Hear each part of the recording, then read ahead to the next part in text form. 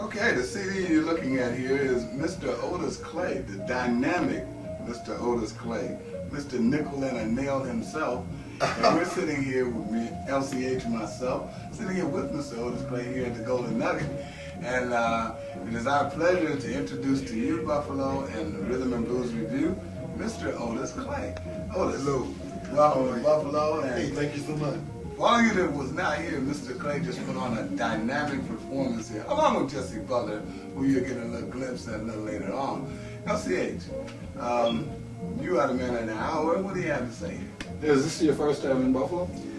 No, I was here a couple of months ago, but I started coming to Buffalo in 1964. You boys wasn't born then. No, really. I was with the Sensational I was on Night Social Girls. Security. I was applying for it anyway. Yeah, I was singing gospel at the time. I was with the Sensational Nightingale. Okay, Yeah. interesting. So you got the gospel roots. Oh yeah, yeah. Well, you know what I mean. Hey man, I came from a household that, look here, we didn't have a choice. You know, it was like Sunday morning you get up and go to church. That's right. If you didn't go Or to church, fight. You know, no, I chose to go to church. You know, So how'd you actually get started into doing the blues?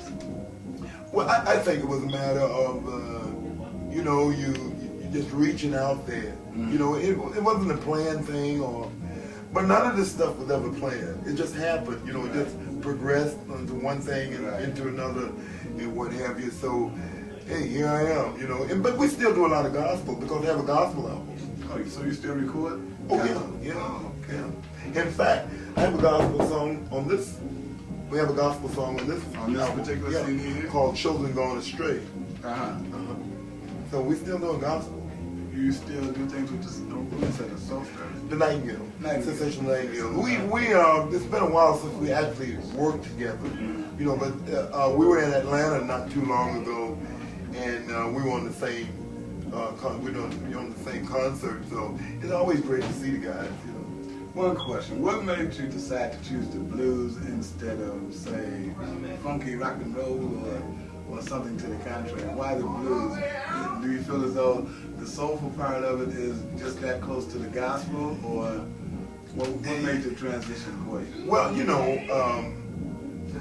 I like to consider myself a soul singer. That way, you know, because so many times when you say blues, people say, well, you know, I don't like the blues. But if you're a soul singer, then you can sing the blues, Right. among other things, you know. So we do kind of a broad.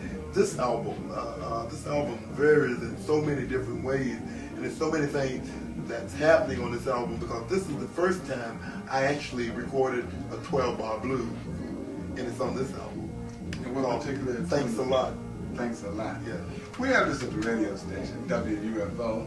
We have the radio station, and in fact, I've gotten quite a few requests for it, and I do play Otis Clay quite a bit. But I do like appreciate that. I do like that Live in Japan CD. Oh yeah, well thanks. That Like I said, Which, if you remember, I mentioned at the top of this interview a nickel and a nail. Right. I heard that. Right. And I do like that. Thank you very much. That song was, well, as you know, it's kind of a memorial tribute to O.V. Wright. So, you know, we've always been fond of that song. Yeah. Okay, in your transition to the blues from gospel, I hope I'm not monopolizing No, something else. go on. In your transition from the gospel to the blues, did you have, per se, a particular artist, like, you know how some people say, well, I wouldn't mind doing like B.B. King or Z.C. Hill or Bobby Bland. Did you have a particular blues artist that you were particularly interested in?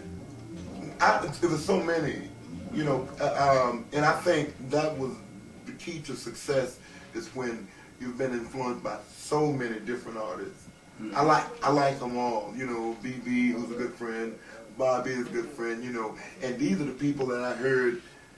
I hate to say growing up, you know, because we all pretty much grew up together. Yeah, you know, but you know, and being an entertainer, you run into people that say, I grew up listening to you, and it makes you feel so.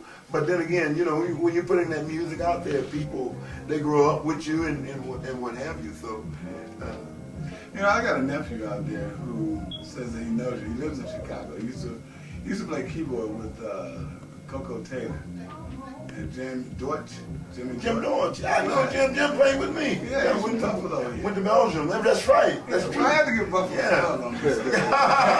And he told me, he said, if you ever get a chance to meet Well, Otis Clay, I gotta tell him about that. Yeah, Jim. We went to Belgium and he great told me keyboard about player. that. Yeah, he's doing his own thing right now. Right. Yeah. Well, in closing out this interview, is there anything that you want to say, or any closing remarks that you want to say to our viewing audience? Hey, it was a pleasure. It was a great night, you know. And although I've played here before, this is like the first. This is really. This make you feel like the first time, you know. And because again, we got a chance to meet some people that had never met us before, no, never heard of us or whatever, you know. So that's always great. And it was a great time, you know, a great audience.